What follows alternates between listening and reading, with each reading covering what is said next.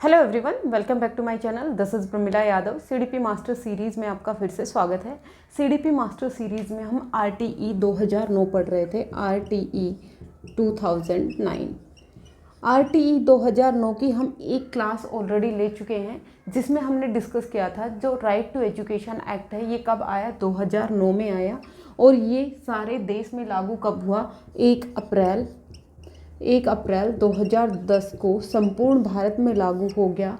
सिर्फ जम्मू एंड कश्मीर को छोड़कर, J&K को छोड़कर बाकी सारे देश पर जो आरटीई है वो लागू हो गया था। जम्मू एंड कश्मीर को कुछ विशेष अधिकार प्राप्त थे। जो धारा 370 लगी हुई थी उसके तहत जम्मू एंड कश्मीर के पास अपने कुछ विशेष अधिकार थे, जिस वजह से जम्मू एंड कश्मीर ने आरटीई को एक्सेप्ट नहीं किया था। लेकिन 2019 के बाद आरटीई है वो देश भर में लागू हो चुकी है। जम्मू एंड कश्मीर से जब 370 धारा हटा दी गई उसके बाद से जो आरटीई है वो देश भर में लागू है। आरटीई है वो जो 86वां संशोधन हमारे संविधान में किया गया था। संविधान में कौन सा संशोधन किया गया, 86वां संशोधन किया गया। उसके तहत जो आरटीई है उसको लागू किया गया। और जो संशोधन है वो कहाँ हुआ था, 21A में हुआ था। जो आरटीई है वो 6 से 14 वर्ष के बच्चों के लिए है। 6 से 14 वर्ष के जितने भी बच्चे हैं उन सभी को अधिकार है, उनको एक फंडामेंटल राइट है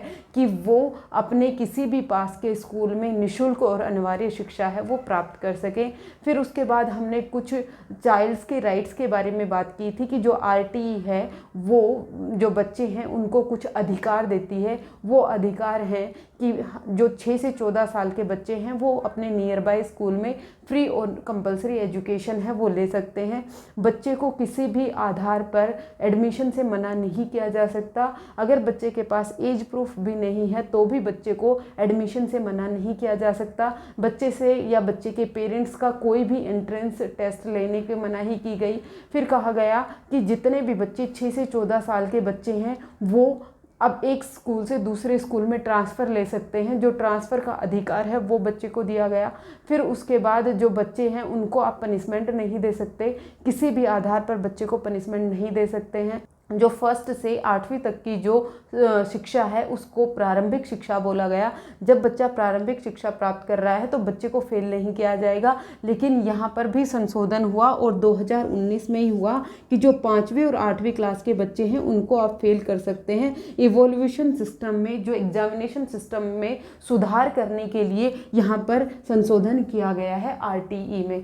ये कुछ एक स्पेशल अधिकार बच्चे को दिए गए थे। फिर उसके बाद हम टीचर्स के रोल की बात कर रहे थे कि टीचर के कुछ दायित्व होते हैं। वो दायित्व होते हैं कि टीचर टाइम से स्कूल में आए, टाइम से अपना जो करिकुलम है, जो पाठ्यचर्या है उसको पूरा करे।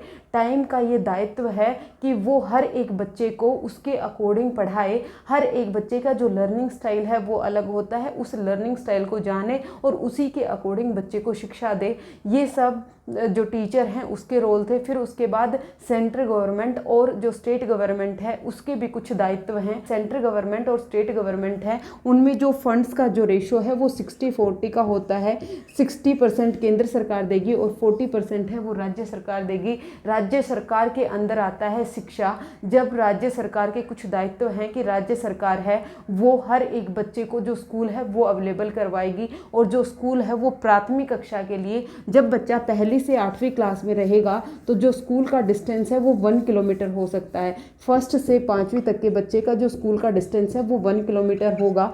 और जो बच्चा 5th से लेकर 8th क्लास में है उसका जो स्कूल का डिस्टेंस है वो 3 किलोमीटर होगा। ये आरटीई में कहा गया। ये राज्य सरकार की रिस्पॉन्सिबिलिटी है कि वो हर एक बच्चे को स्कूल अवेलेबल कराएं। फिर उसके बाद जो स्थानीय अधिकारी हैं, जो लोकल अथॉरिटी हैं, उसके लिए भी कुछ दायित्व हैं कि एरिया में जो भी बच्चा 6 से 14 साल की उम्र में है उन सब का डेटा तैयार रखे, उन सभी बच्चों को स्कूल तक लेके आए और उन सभी बच्चों की क्वालिटी एजुकेशन को इंश्योर करे। और ये भी ध्यान रखे कि उन बच्चों को किसी भी आधार पर डिस्क्रिमिनेट ना किया जाए, बच्चे की रंग के आधार पर, जाति के आधार पर, धर्म के आधार पर किसी भी तरह का डिस्क्रिमिनेशन, किसी भी तरह का भेदभाव ना हो रहा हो, ये कौन ध्यान रखेगा? लोकल अथॉरिटी ध्यान रखेंगी। ये सब चीज़ें हम लास्ट क्लास में डिटेल में डिस्कस कर चुके हैं। अगर आपने लास्ट क्लास नहीं देखी है तो एक बार आप जाकर चेक कर लीजिए। आज हम डिस्कस करने वाले हैं कि आरटी में पीटीआर की बात की गई है। राइट टू एजुकेशन एक्ट में पीटीआर एक टर्म है। पीटीआर की फुल फॉर्म आपसे पूछी जा सकती है। पीटीआर क्या है? Pupil teacher ratio. प्यूपल और टीचर हैं, उनका रेशो कितना होगा, अनुपात कितना होगा, ये आरटीई में बताया गया है। RTE right to education act में कहा गया जो बच्चा फर्स्ट क्लास से फिफ्थ क्लास में पढ़ रहा है, पहली से पाँचवीं तक का जो प्यूपल टीचर रेशो है वो कितना होगा, हर एक 30 स्टूडेंट पर एक टीचर का होना अनिवार्य है। एक टीचर है वो 30 बच्चों पर होना अनिवार्य है। अगर बच्चे 60 हो जाएंगे तो 2 टीचर चाहिए होंगे, अगर बच्चे 90 हो जाएंगे तो 3 टीचर चाहिए होंगे, अगर बच्चे 120 हो जाएंगे तो 4 टीचर चाहिए होंगे। अगर स्कूल में बच्चों की संख्या 120 से ज़्यादा हो जाती है, 120 से ज़्यादा हो जाएगी, 120 से 150 तक भी बच्चे हैं तो वहाँ पर 5 टीचर चाहिए, प्लस उसके साथ एक हेडमास्टर की ज़रूरत भी होती है। ये किस में कहा गया? आरटी में कहा गया। ये जो संख्या है ये मैक्सिमम है। आरटी ने टीचर और स्टूडेंट का जो रेशो है उसके बारे में कहा। फिर आरटी में कहा गया कि मैक्सिमम से मैक्सिमम अगर बच्चे आपके स्कूल में 200 से ज़्यादा हो गए हैं तो मैक्सिमम जो रेशो है वो 40:1 हो सकता है। मतलब 40 बच्चों पर एक टीचर का होना तो अनिवार्य है। जो आपके एग्जाम में क्वेश्चन पूछा जाएगा वो यहाँ से पूछा जाएगा कि जो बच्चा प्राइमरी स्कूल में है तो वहाँ पर जो टीचर प्यूपिल रेशो है वो कितना होगा, प्यूपिल टीचर रेशो कितना होगा, तो वो कितना होगा? 30:1 होगा। 30:1 होगा। कौन से सेक्शन में? फर्स्ट से 5वीं तक जो प्राइमरी सेक्शन है वहाँ पर जो टीचर और प्यूपिल का रेशो है वो कितना होगा? 30:1 होगा। ये आप याद रखिएगा, इम्पोर्टेंट है।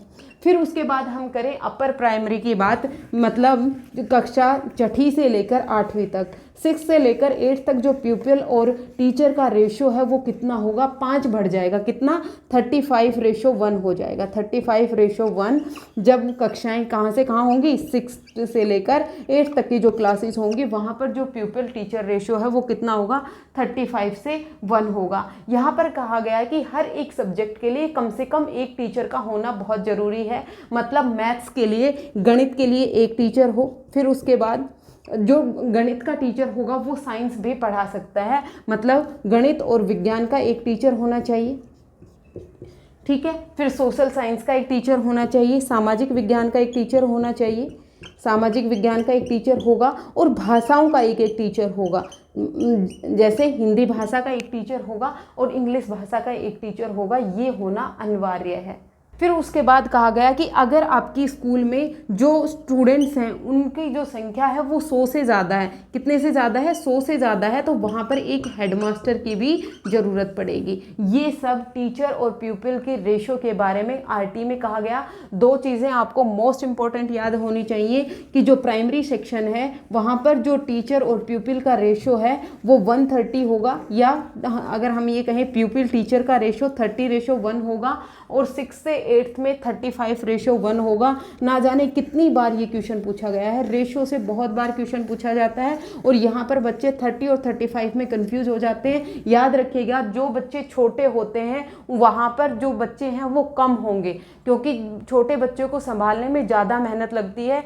30:1 होगा छोटे बच्चों का, और उनसे बड़े बच्चों की बात कहाँ आएगी? जब 35:1 हो जाएगा, क्योंकि आरटी है वो फर्स्ट कक्षा से लेकर 8वीं कक्षा तक की ही बात करती है। यहाँ पर भी बच्चे को बहुत कन्फ्यूज़न होता है। एक बार मैं बता देती हूँ, यहाँ पर जो डिस्ट्रीब्यूशन होता है एज का, आयु के अनुसार बच्चे को कक्षा देनी है, ये आरटी 2009 कहता है। आरटी 2009 कहता है कि अगर कोई भी बच्चा ड्रॉप आउट भी है तो भी उसे उसकी आयु के अकॉर्डिंग आप एडमिशन देंगे। इसका मतलब क्या हुआ? जब बच्चा 6 साल का होगा तब बच्चा पहली कक्षा में आएगा, पहली क्लास में आएगा। यहाँ पर बच्चे ने 6 साल है वो कंप्लीट कर ली है। 6 साल कंप्लीट करके मतलब वो 7वीं साल में है। 6 साल उसकी कंप्लीट हो चुकी हैं और वो 7वीं साल चल रही है, उसकी 7th ईयर है वो चल रही है जब बच्चा फर्स्ट कक्षा में होगा। फिर उसके बाद जब बच्चा 7 ईयर्स कंप्लीट कर लेगा, जब 7 से 8 में होगा, 7 यहाँ पर कंप्लीट कर ली हैं और जब वो 8 साल में लगा हुआ है, 8वीं साल में लगा हुआ है, तो बच्चे की जो कक्षा है वो सेकंड होगी। इसी तरह से जब आगे बढ़ती रहेगी, जब बच्चा 13 का पूरा हो जाएगा और जब वो 14 साल उसकी चल रही होगी, जब बच्चा 8वीं कक्षा तक पहुंचता है। इस तरह से 6 से 14 साल का जो क्राइटेरिया है वो रखा गया है। बच्चे कई बार कंफ्यूज हो जाते हैं, वो सिर्फ एक डिजिट लेंगे कि जब बच्चा 6 साल का होगा तो फर्स्ट कक्षा में चला गया, 7 ईयर का होगा तो सेकंड में चला गया। इस तरह से वो 13 ईयर को 8वें में कर देते हैं। फिर वो कंफ्यूज होते हैं कि जो आरटी है वो तो 6 से 14 साल की बात करता है, 6 से 14 साल की बात इस तरह से करता है। यहाँ पर जब बच्चा 8वीं कक्षा में पहुँचता है तो वो 13 साल पूरी कर चुका होता है और 14वीं साल उसकी चल रही होती है। जब बच्चा 14वीं साल कंप्लीट कर रहा है तब बच्चा 8वीं कक्षा में पढ़ रहा है। तो ये डिस्ट्रीब्यूशन होता है एज के अनुसार। यहाँ पर भी संशोधन हुआ है और जो ये संशोधन हुआ है वो कब हुआ है? 2016 में हुआ है। 2016 में संशोधन हुआ कि जो 5 साल का बच्चा है वो पहली क्लास में जा सकता है। मतलब जब बच्चा फर्स्ट क्लास में जाएगा तो उसकी उम्र कितनी होगी? 5 साल होगी। ये 2016 में संशोधन हुआ है। फिर उसके बाद हम बात करते हैं टीचर प्यूपिल रेशियो के बाद हम बात करते हैं जो शिक्षण अवधि है वो कितनी होनी चाहिए। 365 दिन का एक साल होता है। एक साल में जो मिनिमम वर्किंग डेज हैं वो कितने होने चाहिए, यहाँ से भी क्वेश्चन पूछे जाते हैं। जब बच्चा पहली से 5वीं कक्षा में होगा तो जो टीचिंग डेज हैं, जो शिक्षण के दिवस हैं, टीचिंग डेज का मतलब शिक्षण दिवस हैं, वो कितने होंगे? 200 होंगे। मतलब कम से कम 200 दिन स्कूल लगना चाहिए 365 दिन में से। उसमें आपकी समर वेकेशन भी आ जाएंगे, विंटर वेकेशन भी आ जाएंगी, कोई भी फेस्टिवल है उस पर भी छुट्टियां हैं, उन सबको बाहर निकाल कर 200 दिन तो बच्चे की पढ़ाई होनी ही चाहिए। ये आरटी में कहा गया 200 दिन तो स्कूल लगेगा। और जो टीचिंग के आवर्स होंगे, जो शिक्षण के घंटे होंगे, शिक्षण के घंटे वो कितने होने चाहिए? वो कम से कम 800 होने चाहिए। इसका मतलब क्या है कि एक दिन में कम से कम 4 घंटे स्कूल लगना चाहिए प्राइमरी सेक्शन में, जब बच्चा पहली से 5वीं कक्षा में होता है। फिर उसके बाद जब बच्चा 6 से 8th क्लास में होगा, 6वीं से लेकर 8वीं तक जब बच्चा होगा तो उसके जो शिक्षण दिवस हैं वो 220 हो जाएंगे और जो उनके शिक्षण के घंटे हैं वो कितने हो जाएंगे? 1000 हो जाएंगे। ये चीज़ आप बहुत ध्यान से देख लीजिए और आपको ये याद होना चाहिए। प्राइमरी सेक्शन में कितना होना चाहिए? 200 होना चाहिए। और शिक्षण के घंटे कितने होने चाहिए? 800 होने चाहिए। फिर उसके बाद 6ठी से 8वीं की बात करें तो वहाँ पर जो शिक्षण के दिवस होंगे, जो शिक्षण के जो डेज होंगे, टीचिंग डेज होंगे, वो कितने होंगे? 220 होंगे। और जो टीचिंग के आवर्स हैं वो कितने होंगे? 1000 होंगे। एक क्वेश्चन जो हर बार पूछा जाता है, बार बार पूछा जाता है, ऐसा लगता है कि जब एग्जामिनर के पास क्वेश्चन खत्म हो जाते हैं तो वो ये वाला क्वेश्चन डालते हैं कि एक सप्ताह में जो टीचिंग के आवर्स हैं, जो शिक्षण के घंटे हैं वो कितने होने चाहिए? वो कितने होने चाहिए? 45 घंटे होने चाहिए। 45 आवर्स होने चाहिए। मतलब एक टीचर एक सप्ताह में 45 घंटे टीचिंग करेगा और टीचिंग करने के साथ साथ उसमें टीचर की जो तैयारी है उसके घंटे भी शामिल हैं। तैयारी, टीचर जब टीचिंग की तैयारी कर रहा है उन घंटों को मिलाकर जो टीचर है वो एक सप्ताह में कितने घंटे देगा? 45 घंटे देगा अपने एक सप्ताह में। ये क्वेश्चन बहुत ज़्यादा इम्पोर्टेंट है, याद रखिएगा, ये बहुत बार पूछ लिया जाता है। अब हम देखते हैं एसएमसी के बारे में। एसएमसी क्या है? स्कूल मैनेजमेंट कमेटी है। स्कूल मैनेजमेंट कमेटी, आरटी ने कहा, आरटी का एक आर्टिकल था, आर्टिकल 21। आर्टिकल 21 में कहा गया कि हर एक स्कूल की एक एसएमसी होनी चाहिए, मतलब स्कूल मैनेजमेंट कमेटी होनी चाहिए। कौन होनी चाहिए? School management committee. अब ये जो स्कूल मैनेजमेंट कमेटी है इसमें कौन होता है? स्कूल मैनेजमेंट कमेटी में टीचर्स भी होते हैं, पेरेंट्स भी होते हैं, अदर लोकल अथॉरिटी भी होती है, जितने भी लोग बच्चे की शिक्षण से जुड़े हुए हैं, जितने भी लोग बच्चे से जुड़े हुए हैं, उसका क्या काम है? स्कूल मैनेजमेंट कमेटी है, वो स्कूल में जो भी एक्टिविटी हो रही है उन सबको मॉनिटर करेगा, और जहाँ पर भी मॉडिफिकेशन की ज़रूरत है वो अपनी राय देगा कि इस तरह की मॉडिफिकेशन की स्कूल में ज़रूरत है और उस पर इम्प्लीमेंट किया जाएगा। ये रोल है एसएमसी का।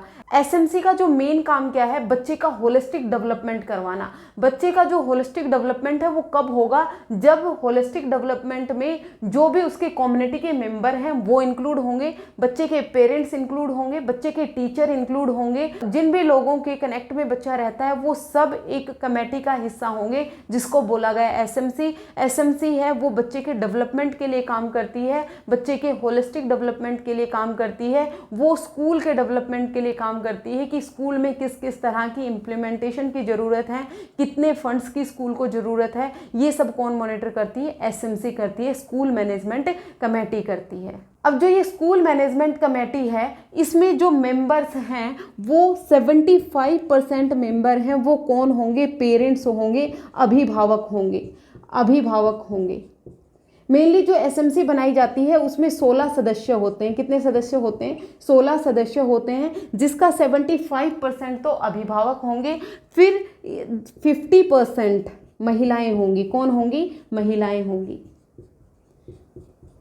जो ये 75% अभिभावक हैं, 75% का 50% कौन होंगी? महिलाएं होंगी। महिलाओं को इंक्लूड करने का एक रीज़न ये है, ये माना गया है कि जो मदर है वो बच्चे के ज़्यादा क्लोज होती है, बच्चे की जो भी प्रॉब्लम्स होती हैं वो माँ को ज़्यादा पता होती है, माँ को ही जाके बच्चा अपनी प्रॉब्लम्स बताता है। इसलिए एसएमसी में जो 50% हैं वो महिलाएं इंक्लूड की गई कि 50% तो महिलाएं होनी ही चाहिए। जो 75% हैं वो अभिभावक होंगे, और जो 25% बच गए, 25% में कौन कौन हो सकते हैं? ये कंफ्यूज मत होइएगा, ये जो 50% है ये 75 का 50% है, और जो 75 के जो 25% बच गए, इसमें आपके टीचर्स भी होंगे, जो भी स्टाफ है वो सब होगा, लोकल अथॉरिटी, ये सब जो कम्युनिटी के मेंबर्स हैं ये सब इसमें इंक्लूडेड होंगे। जो एसएमसी है वो 3 साल के लिए बनाई जाती है। कितने ईयर के लिए बनाई जाती है? 3 इयर्स के लिए बनाई जाती है, और हर एक साल में कम से कम 2 बार एसएमसी की मीटिंग होना जरूरी है। ये कहा गया था आरटी 2009 में। एसएमसी में 16 सदस्य होंगे। 16 सदस्य का जो 75% है वो अभिभावक होंगे, पेरेंट्स होंगे। 75% का जो 50% है वो महिलाएं होंगी, और फिर उसके बाद 75 में से जो 25% बच गया उसमें टीचर्स होंगे, लोकल अथॉरिटी होगी, कम्युनिटी मेंबर्स होंगे, ये सब 25% में आएंगे। ये था एसएमसी, जो कितने साल के लिए होगा? 3 इयर्स के लिए होगा, और हर एक साल में कम से कम 2 बार एसएमसी की मीटिंग होना अनिवार्य है। फिर उसके बाद हम देखते हैं कि जो एसएमसी है इसके कार्य क्या क्या हैं, इसके फंक्शन क्या क्या हैं। जो एसएमसी है वो टीचर की रेगुलरिटी और जो पंक्चुअलिटी है उसका ध्यान में रखते हैं। एसएमसी के मेंबर ये ध्यान रखते हैं कि हर एक टीचर है वो टाइम से स्कूल आए। ऐसा नहीं है कि टीचर स्कूल आ नहीं रहा है, सिर्फ टीचर की अटेंडेंस लगा दी जा रही है। जो टीचर की रेगुलरिटी है वो कौन देखेगा? एसएमसी के सदस्य देखेंगे।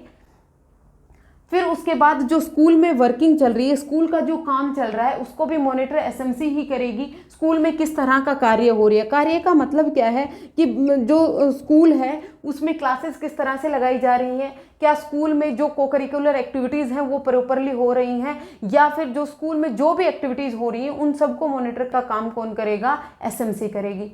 फिर एसएमसी का काम है कि जो भी फंड्स आ रही हैं, जो भी ग्रांट आया, जो भी पैसा स्कूल में आया, उस पैसे का कहाँ पर इन्वेस्टमेंट किया जाए ये सब कौन डिसाइड करेगी? एसएमसी करेगी। एसएमसी ये ध्यान रखेगी कहीं कोई घोटाला तो नहीं हो रहा है, स्कूल में फंड आया, स्कूल का हेडमास्टर या प्रिंसिपल ही खा गया, ऐसा तो नहीं है। तो एसएमसी है वो ग्रांट जो आ रही है उसको कहाँ कहाँ इम्प्लीमेंट करना है, वो पैसा कहाँ कहाँ लगाना है, ये कौन डिसाइड करेगी? एसएमसी डिसाइड करेगी। फिर उसके बाद जो एसएमसी है वो उस स्कूल के अंडर जितने भी 6 से 14 साल के बच्चे हैं उन सभी की क्वालिटी एजुकेशन की भी जिम्मेदारी है। देखिए लोकल लोकल अथॉरिटी है उसकी भी जिम्मेदारी है कि जितने भी 6 से 14 साल के बच्चे हैं उन सबका एनरोलमेंट करवाए। जो लोकल अथॉरिटी है उसके साथ साथ जो एसएमसी के सदस्य हैं, क्योंकि लोकल अथॉरिटी भी तो एसएमसी का सदस्य है, तो वो क्या डिसाइड करेगी कि जितने भी 6 से 14 साल के बच्चे हैं उन सबका स्कूल में एनरोलमेंट करवाया जाए, और जब तक उनकी 14 साल तक की उम्र, मतलब जब तक वो 8वीं कक्षा पूरी नहीं कर ले तब तक वो स्कूल में उनको बनाए रखे। ये जिम्मेदारी किसकी है? एसएमसी की है। फिर उसके बाद एसएमसी है जो स्पेशल नीड वाले बच्चे हैं उनकी जो भी रिक्वायरमेंट्स हैं उनको भी ध्यान में रखे। स्पेशल नीड चिल्ड्रंस के ध्यान रखे। स्पेशल नीड चिल्ड्रन का मतलब मान लीजिए कोई बच्चा डिसेबल्ड है, कोई बच्चा चल नहीं सकता है, बच्चा व्हील चेयर पे आता है। अब वो व्हील चेयर से आ रहा है तो वो अपनी क्लास तक कैसे पहुंचेगा? क्लास तक पहुंचाने की जिम्मेदारी किसकी? एसएमसी की है कि आप अपने स्कूल में सीढ़ियों की जगह रैंप बनवाएं ताकि हर एक बच्चा इजीली वहां पर जा पाए। हर एक बच्चे को जो पानी है वो फ्रेश वाटर मिल सके, फ्रेश एयर मिल सके, जो रूम्स हैं उनमें सीटिंग अरेंजमेंट अच्छे से हो। ये सब किसका काम है? एसएमसी की जिम्मेदारी है कि एसएमसी है वो स्पेशल नीड वाले बच्चों को भी ध्यान में रखे, स्पेशल नीड वाले बच्चों की ज़रूरतों को ध्यान में रखे। जिस भी तरह के मॉडिफिकेशन की ज़रूरत है स्कूल के इन्वायरमेंट में उसके लिए जिम्मेदार कौन है? एसएमसी है। एसएमसी है वो जो मिड डे मील खाना है, जो मध्याह्न का खाना है, उसका भी ध्यान रखे कि जो क्वालिटी और क्वांटिटी है वो पूरी आ रही या नहीं आ रही। तो एसएमसी है वो मेनली इसलिए बनाया गया था कि बच्चे का होलिस्टिक डेवलपमेंट किया जा सके। बच्चे का होलिस्टिक डेवलपमेंट तभी होगा जब बच्चे से जितने भी कनेक्टेड लोग हैं उन सबकी एक रेगुलर मीटिंग होती रहेगी। जब वो रेगुलरली मिलते रहेंगे तो क्या होगा? बच्चे के होलिस्टिक डेवलपमेंट के बारे में सोचा जा सकता है। ये सब एसएमसी के रोल्स थे। एसएमसी है वो मिड डे मील को मॉनिटर करेगी, जितने भी डिसेबल्ड बच्चे हैं, जो असक्त बच्चे हैं, उनकी नीड्स को ध्यान में रखेगी। स्कूल में कितना फंड आ रहा है, कौन सा फंड कहाँ पे लगाना है, ये सब भी एसएमसी सलाह करेगी। एसएमसी के जो सदस्य हैं वो अपनी सलाह देंगे। फिर उसके बाद जो एसएमसी है वो टीचर्स की रेगुलरिटी और पंक्चुअलिटी को भी ध्यान में रखेगी।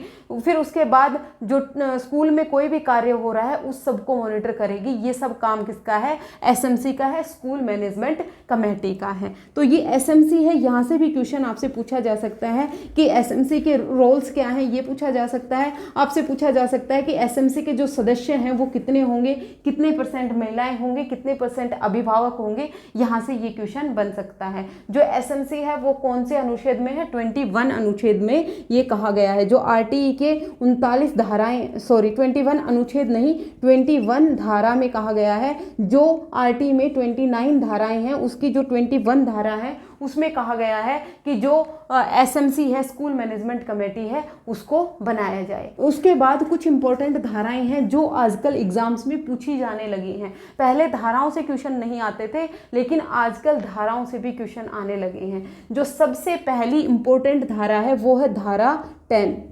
धारा 10 है वो कहती है कि हर एक माता पिता का ये दायित्व है कि वो अपने बच्चे को स्कूल में भेजे। मतलब यहाँ पर पेरेंट्स के दायित्व की बात की गई है, माता पिता के दायित्व की बात की गई है। अपने बच्चे को स्कूल में भेजे। जो बच्चे 6 से 14 साल की उम्र के बीच में हैं उन हर एक बच्चे को स्कूल में भेजना ये किसका दायित्व है? माता पिता का दायित्व है। ये कब कहा गया? धारा 10 में कहा गया, आर्टिकल 10 में कहा गया। आर्टिकल 10 के बाद एक आर्टिकल आती है धारा 12, आर्टिकल 12। आर्टिकल 12 में कहा गया कि जितने भी प्राइवेट स्कूल हैं वहाँ पर 25% सीट्स रिजर्व होंगी। किनके लिए? जो पिछड़े बच्चे हैं। पिछड़े बच्चे चाहे वो सामाजिक तौर पर पिछड़े बच्चे हों, चाहे वो आर्थिक तौर पर पिछड़े बच्चे हैं, उन बच्चों के लिए 25% सीट हैं वो रिजर्व हैं। 25% सीट पर जो पिछड़े बालक हैं उनका एडमिशन होना चाहिए। ये कहाँ कहा गया? आर्टिकल 12 में कहा गया। फिर उसके बाद आता है आर्टिकल 17, धारा 17। धारा 17 में कहा गया कि कॉर्पोरल पनिशमेंट है वो बिल्कुल बैन है। किसी भी आधार पर बच्चे को किसी भी तरह का पनिशमेंट देना बिल्कुल बैन है, वो दंडनीय है। आप बच्चे को ना ही फिजिकल पनिशमेंट देंगे ना ही मेंटल पनिशमेंट देंगे। ये धारा 17 में कहा गया। फिर उसके बाद आती है धारा 21। धारा 21। धारा 21 में कहा गया कि आप किसका निर्माण करें, एसएमसी का निर्माण करें। फिर उसके बाद आती है धारा 27। धारा 27 में कहा गया कि जो टीचर हैं उनका आप 3 जगह के अलावा कहीं भी ड्यूटी नहीं लगा सकते हैं। मतलब जो नॉन एजुकेशनल प्रोग्राम है वहाँ पर आप टीचर की ड्यूटी नहीं लगा सकते हैं, क्योंकि टीचर का जो मेन फंक्शन है वो बच्चे को पढ़ाना है, मेन दायित्व है वो बच्चे को पढ़ाना है।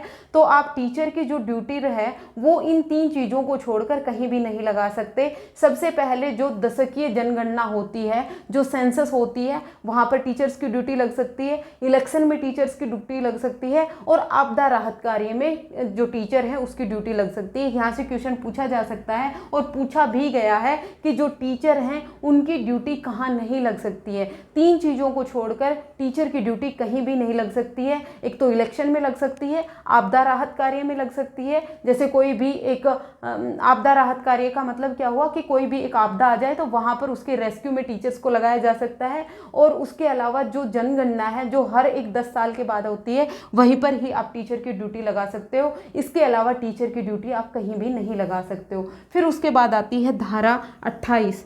क्या आती है, धारा 28। धारा 28 में कहा गया कि जितने भी गवर्नमेंट टीचर हैं वो प्राइवेट ट्यूशन नहीं दे सकते। जितने भी गवर्नमेंट टीचर हैं वो प्राइवेट ट्यूशन नहीं दे सकते, वो अपने घर पे ट्यूशन नहीं दे सकते। अगर वो ऐसा कर रहे हैं तो वो दंडनीय अपराध है।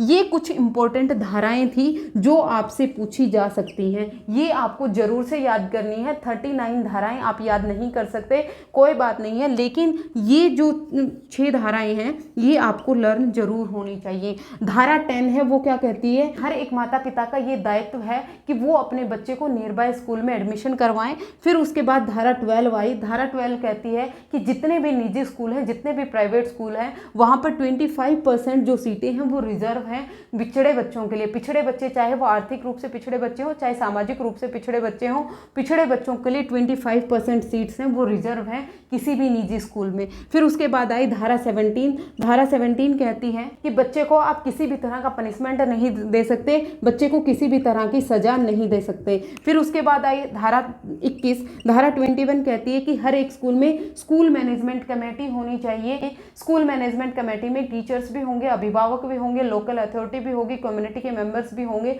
ये सब मिलकर एक कम्युनिटी बनाएंगे, ये सब मिलकर एक कमेटी बनाएंगे। जो कमेटी है वो स्कूल के डेवलपमेंट के लिए काम करेगी, बच्चे के डेवलपमेंट के लिए काम करेगी। फिर उसके बाद आती है धारा 27। धारा 27 कहती है कि टीचर को आप नॉन एजुकेशनल पर्पज की किसी भी कार्य के लिए ड्यूटी नहीं लगा सकते हैं, सिर्फ और सिर्फ 3 जगह को छोड़ के, एक इलेक्शन के लिए, एक आपदा राहत कार्य के लिए, और तीसरी जो जनसंख्या की गणना है उसमें ही जो टीचर है उसकी ड्यूटी लगाई जा सकती है। इसके अलावा टीचर की ड्यूटी कहीं भी नहीं लगाई जाएगी। फिर उसके बाद आती है धारा 28। धारा 28 है, वो कहती है कि प्राइवेट ट्यूशन देना बैन है, प्राइवेट ट्यूशन देना दंडनीय अपराध है। ये कुछ धाराएं थी जो इम्पोर्टेंट हैं।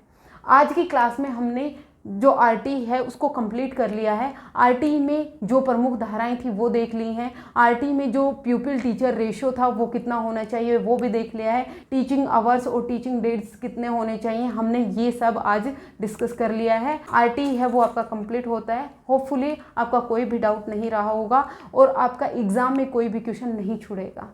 आज के लिए इतना ही। Thank you very much. कल फिर मिलते हैं।